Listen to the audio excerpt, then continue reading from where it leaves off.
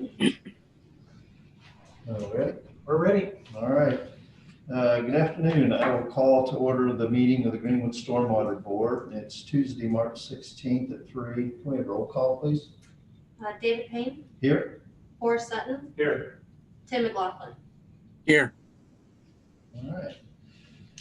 Okay, I will entertain a motion to approve the minutes of our last meeting as of Wednesday, February 10th. So moved. Okay. Second. All right, motion by Mr. McLaughlin, second by Mr. Sutton. All in favor of the approval, say aye. Aye. Aye. Show those being approved. All right, old business. We don't have any old business. Old business. All right, moving on to new business. We have a public-private partnership. Yes. The first item on is a public-private partnership with the address of 147 Monticello. IT, if you could start the PowerPoint. Hey, how's it going? Jumped on the Zoom and realized you're all down here. Join the party. Okay, so I don't know if our applicants were able to join us today. If David or Elizabeth, are you on the Zoom meeting?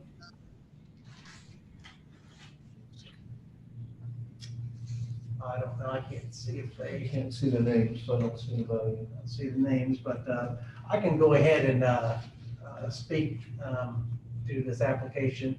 So if you go to like the third slide, maybe, next one. Okay, so this is along Pleasant Run Creek in the Commons area. What we have is there's about 20 acres, and I provided the board with the application, recommendation from staff and a scoring sheet. But what we have about 20 acres of runoff that go down a side yard between two properties there of Monticello. It's functioning as designed, but what it's caused is, and if you give us the next slide, Chris.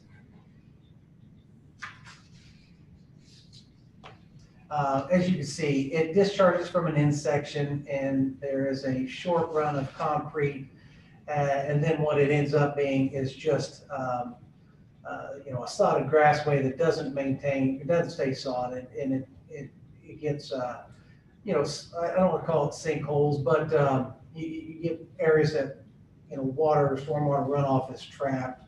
The applicants, they have demonstrated difficulty in maintaining this area. We've discussed with them in the past, certain alternatives. What they've proposed is, and they've got an estimate from a local excavating company contractor to put in an underdrain.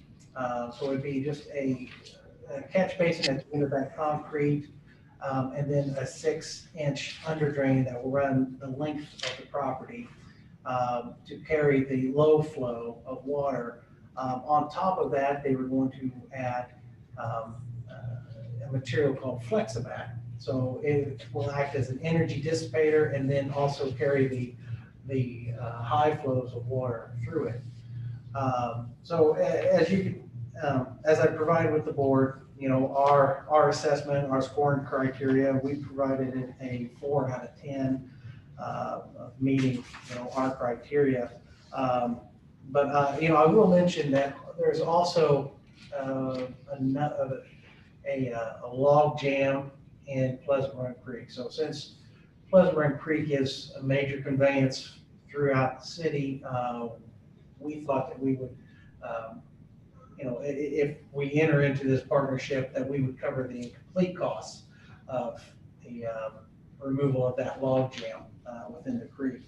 So as you can see in the packet we provided for the board, the total cost of the project is $9,150.00, of which $900 is the cost of removal of the log jam. And then the remaining is $8,250. So,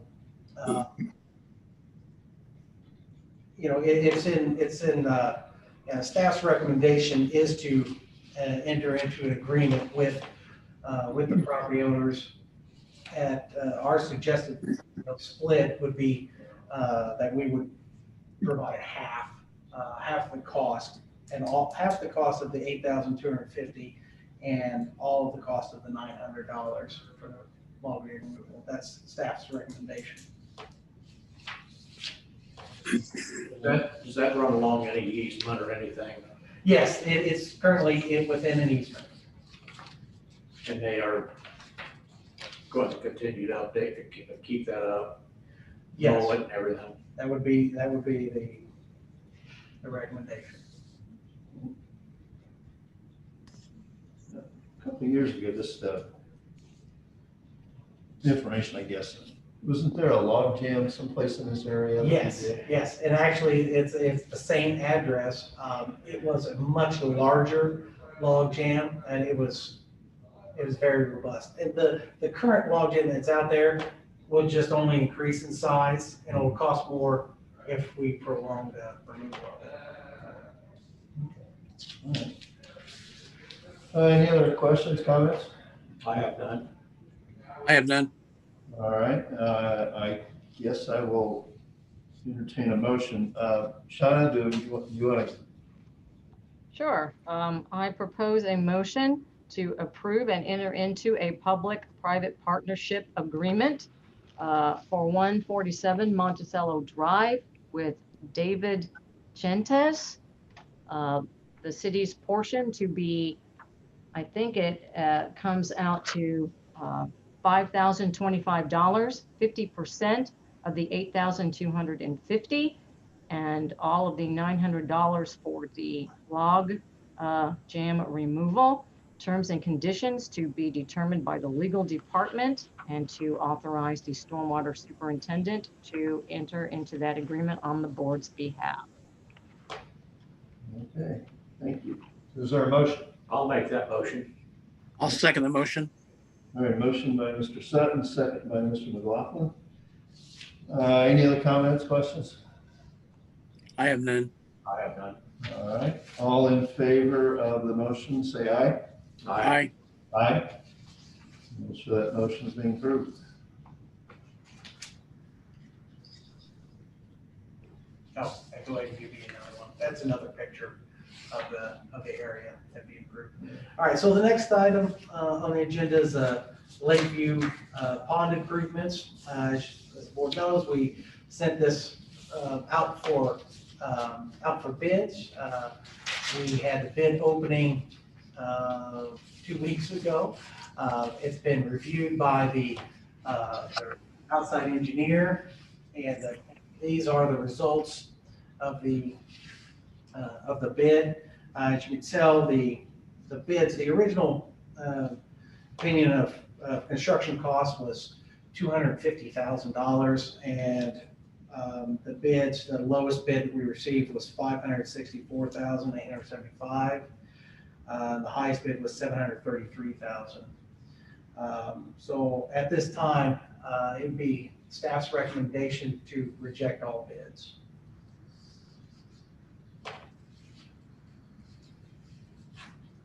Okay. I guess we need a motion for that. Yes. I'll make a motion to reject the bids for Lakeview pond improvements based on the director's recommendations. I'll second. All right. All in favor, say aye. Aye. Aye. Aye. We will show those as having been rejected.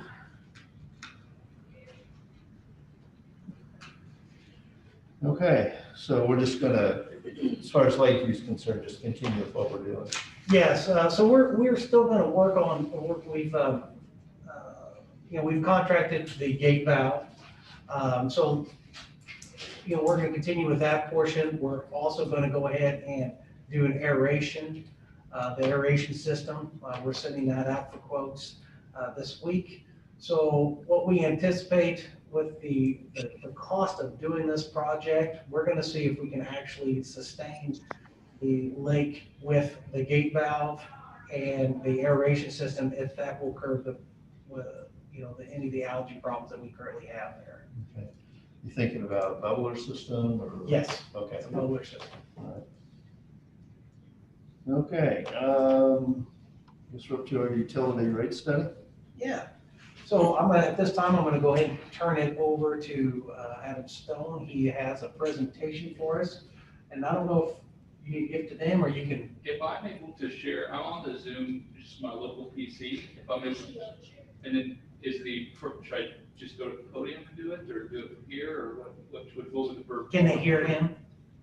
They can hear you right now, but they'll be able to see you if you were, like, if you sat in the middle Do you, or. do you mind sitting here? Whatever you all prefer. I know this is all interesting. Is this okay? That's fine. Okay. And then I can share my screen for Mr. McLaughlin. And then everyone online can hear me okay? My PC's muted. Yes.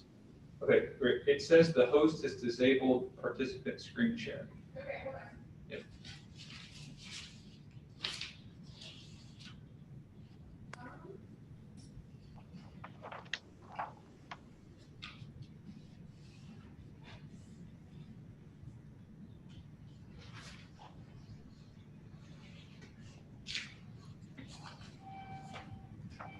Actually joined upstairs and saw that you all were down Oh. here, so I was like, oh, raise down. There we go. Okay, let's try now. Go ahead and try now. Yep. Okay. Cool. And then, Shauna or someone online, can you see okay? I can, thank you. Great, okay, awesome. Well, thank you, everyone for the time. I'm glad I could be here in person today, a little better than the virtual, and you can hear me okay? Yes. The mask and everything. So obviously in your last meeting, there was a little bit of surprise on our side. We had originally submitted our contract in November of last year, and we had been working on the rate study for several months actually. So I just was not prepared and wanted to be respectful of mostly your all's time, and then also the city controller and stormwater superintendent as well. We weren't trying to put anyone in a predicament of approving a contract without an amount exceeded. So I wanted to just kind of back off, have those conversations, and then appreciate the forum today to be able to kind of more communicate that. So I believe you have in your agenda a revised professional services agreement that set same hourly that you saw a month or so ago, but establishes an annual not to exceed amount of $20,000. Same exact scope. What I wanted to do is have those offline conversations with the city's controller as well as your superintendent to just confirm that we had the right statement of work and that everybody was comfortable with what we thought the level of efforts were going to be for the year. So my understanding is that Shauna and the legal department have prepared those amendments to that. And then I also thought it might be beneficial just to take a second and also just kind of reintroduce myself. I know that for some of the members I've had, the opportunity and pleasure to get to know over the years now, but some maybe don't know that much about me or our firm. So wanted to also just take the opportunity and spend just a few moments to tell you a little bit about who we are, what we do, and then what some of the additional recommendations we had in the statement of work, which is why we wanted to have the whole offline conversation in the first place. So, this is us. So my wife and I do this together. It's our full-time thing.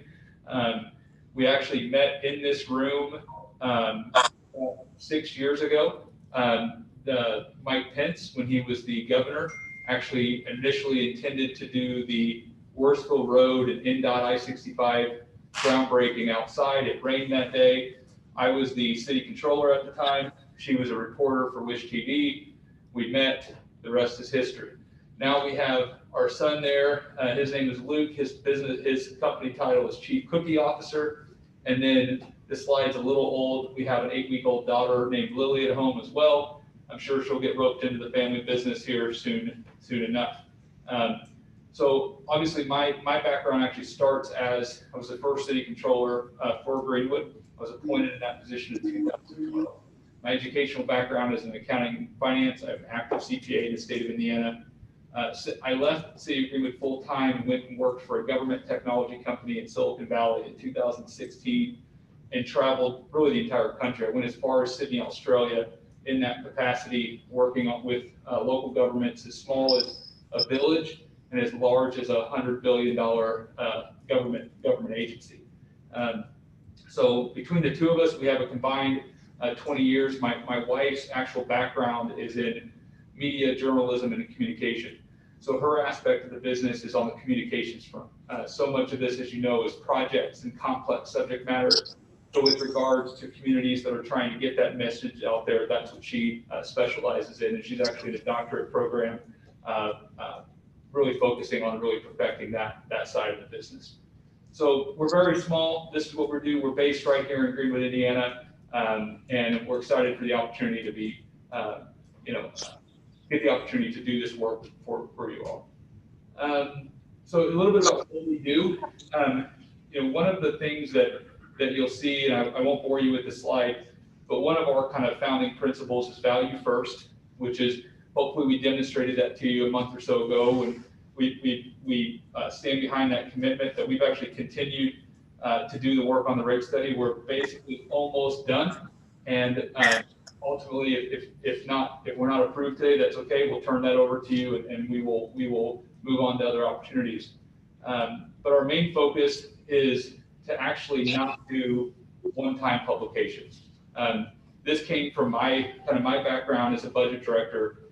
I literally was signing the checks for very large studies and documents. I'm sure you all have seen and approved those.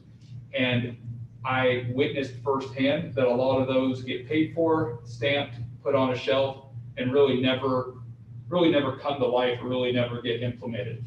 So one of our kind of value promises is that we're not about a publication. We want to work with our clients and really work on a process. So part of the statement of work is actually more continued quarterly updates and presentations and work with your superintendent, with the city's finance department, so that your master plan that you invested from Westlow Engineering ultimately gets translated into assets into the utility. So that's really what we try to focus on, is really try to help communities actually create the process or create the mechanisms, as opposed to just creating one-time deliverables. So we have a couple different focus areas. My personal strength is on the economic development and tax impact aspect, as well as the utility coordination and rate planning. So about 80% of our business is in those two segments. And then some of the long-term forecasting and a lot of the strategic media stuff is other aspects that we try to offer to make sure we have a really well-rounded offering. So with that as kind of the backdrop, I mentioned a little bit of our values. We are 100% local government focused. We don't do any for-profit consulting whatsoever. It's all small local communities. Actually, our focus area too isn't even tier 1 or 2 tier. So like City of Indianapolis, Gary, South Bend, all of those we focus on small growing suburb communities that usually are in this place where they have a lot of capital improvement need, but they potentially don't have the teams of resources that a larger city may have. Because of that, we're a super small firm. We understand that we have no marketing budget. Like, our word of mouth is it. So ultimately, we want to end the project with you very happy with us, and we stand behind it. Ultimately, know that we're not going to survive in this space if we don't have you all referenceable and excited to give a good word in for us for the next community. So we stand behind all of our work, and ultimately we hope that translates into long-term relationships and long-term opportunities. So we talked a little bit about this, but really where our approach is that, again, we're really not trying to look at one publication. My background is in local government budgeting and finance and capital planning. What I quickly realized is that The utilities and municipalities, ultimately, sometimes there's a lot of these studies and areas that are never really institutionalized. And then ultimately, because of the technical subject matter of this, when it comes to presenting these to your ratepayers and citizens and council, they become quite challenging actual public stories as well. And that's where Laura Specialty comes into the mix. So this just reiterates what we talked about. Really, the last sentence is key. Our focus is on process. So the proposal that you have, and a little bit more about us and kind of the approach that we try to take. That in the statement of work, there's really kind of 4 key areas. So the first aspect is the actual rate study. So we're looking at taking your Westler master plan, looking at your existing rates, and we have basically a weekly call now where we're trying to figure out how to get as much of that implemented between 2021 and 2025 without changing your existing rate structure. Okay, so we're actually working backwards as opposed to, a lot of utilities look at a revenue need and then they adjust rates. This scope is actually working backwards, keeping the rates constant. How much of an implementation of the capital plan can we get to, working backwards from that? So that's about kind of the main initial deliverable, and we're very close to having that complete. The next aspect is obviously, once that is complete, any additional communications either to council and toward the utility billing office and ultimately ratepayers to bill notices and all those types of things, we can help support and coordinate with making sure that those notices get out as necessary. And then the 2 other aspects in the statement of work that I strongly think will help you all, just based on some of the comments at previous meetings and comments and discussions with the city controller, is this kind of go forward strategy where we create continuous reporting for you as well, so that on a quarterly basis, you can actually see how the actuals are coming in, what the long-term plan is. We're developing right now a long-term, we're calling a long-range financial forecasting tool for the city's finance department that is a quarterly adjustment, but looks out 20 years. So essentially each quarter, you as a board would be able to have an idea of year-to-date actuals, how that compares to all of your capital plans and master plans, but then also, maybe more importantly than ever, kind of the directional aspect within your current rates. You have a better ability to see how long those will stay intact. So ultimately, that's a little bit more about us. I'm happy to answer any questions. And again, we appreciate the opportunity. Thank you, Adam. Chris, you have anything you want to add? No, actually, thank you, Adam, for that presentation. What we do, and I provided in the board's packet, proposal from ADS Consulting. I'd like to recommend a motion that we approve a professional service agreement with ADS Consulting for the utility rate study, not to exceed $20,000. Terms and conditions to be outlined by the legal department and authorize the stormwater superintendent to sign on the board's behalf. I do have a question. You approved the February 10th meeting minutes. Is there already a motion on the floor or not that we might just need to amend? Could you have those minutes there? Could you look at it under the ADS Consulting rate study? It looks like a motion was made and perhaps seconded. Then there was the discussion about maybe having an amount not to exceed, and it would be placed back on the agenda. Okay. What do the minutes reflect?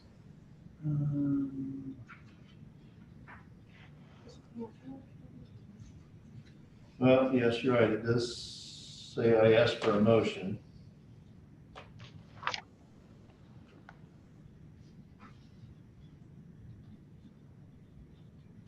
No, that's a different thing.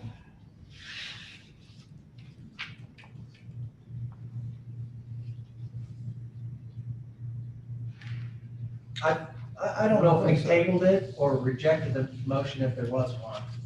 I'm trying to. I just wanted to make sure, if there's one on the floor, we just need to amend it. And I think that the scope of services goes beyond a rate study.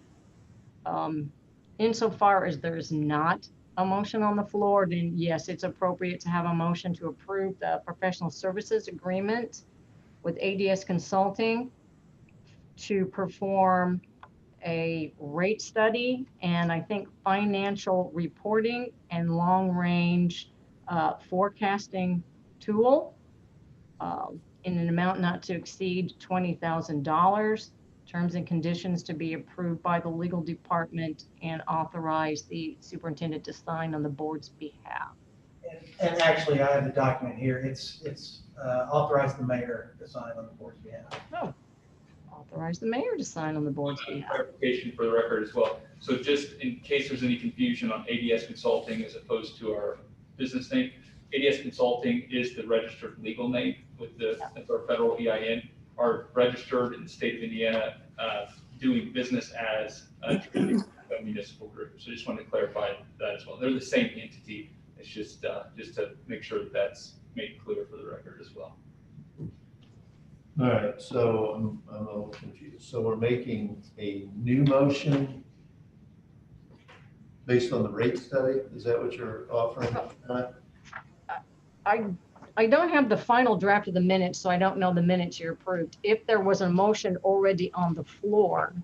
So my suggestion is insofar as there is a motion on the floor to amend it to reflect, or if there is not a motion on the floor, then to approve a professional services agreement with ADS Consulting for financial services to perform the rate study, financial reporting, and a long-range financial planning tool in an amount not to exceed $20,000, terms and conditions to be determined by the legal department, and to authorize the mayor to sign that agreement in the board's behalf. Okay. So there was a motion on the floor made by Mr. McLaughlin. So we need to amend his motion. If it was seconded, was it seconded by anyone so that you had a motion on the floor? What do you I don't minutes? see that reflected in the minutes. How much time? I can only imagine that it was so we could have had discussion. On if memory serves, I made the amendment, Tug seconded it, and Dave wanted to put the clause in there about not to exceed. That's pretty much the way it went. Yeah, there we go. Okay. You have a motion on the floor to approve it. So the motion is to amend the motion on the floor to approve the professional services agreement with ADS for utility rate study, financial reporting, and long-range planning tool services in an amount not to exceed $20,000, terms and conditions to be determined by the legal department, and authorize the mayor to sign. I'll make that motion. Okay, so Mr. McLaughlin amends his motion, and Mr. Sutton, do you second that? I do. Okay. All right. So we have a motion and a second. All right, all in favor? Any other discussion on this? No. All right, all in favor of the motion, say aye. Aye. Aye. Aye. All right, we will show that motion and amendment approved. Okay, let me jump in real quick, because we're on a 40-minute time limit on the Okay. Zoom meeting. I have one more thing. We have an agreement that we need to approve with Duke Energy for setting up a utility service for our stormwater lift station over by the school in an amount not to exceed $16,769.44. Terms and conditions be determined by the legal department and authorize the stormwater superintendent to sign on the board's behalf. All right, is there a motion? So moved. Okay. Mr. Sutton? I'll second. All right, all in favor of the motion, say aye. Aye. Aye. Aye. Okay, So we've got 3 minutes, so 3 minutes, so anybody from the audience have anything you want to discuss with the board? Okay, Council, do you have anything for us? No, sir. By city engineer? All right, controller? Okay, anything else, Chris? I do have one last item. I've got 5 operation and maintenance manuals. If we can decide on these in one motion, I'd appreciate it. The first, and they've been presented to the Stormwater Board, but I'll run through them real quick. 1049 North Emerson Avenue. The second would be 503 Greenwood Trace Drive, and that's the Greenwood New Whiteland Medical Office Building. The third one, Brighton Estates, Section 3. The fourth being 1173 Airport Parkway Industrial Building. And the last one would be the Retreat, Section 2. If you would accept the operation maintenance manuals and authorize the mayor to sign on the board's behalf. Is there anyone present about those that would like to comment? And if not, then it's okay to go ahead and make a blanket motion to approve the operation and maintenance manuals for those 5 developments as presented by the Stormwater Director, authorizing the mayor to sign them in your behalf. All right, motion? So moved. Second? All right, all in favor, say aye. Aye. Aye. I have nothing further. If you want to jump onto the claims docket. Yeah, I will accept the motion to approve claims docket as presented. So moved. Second. All in favor, say aye. Aye. Aye. We'll show those as being approved. All right. All right, anything else? Nope. Okay, we will stand adjourned.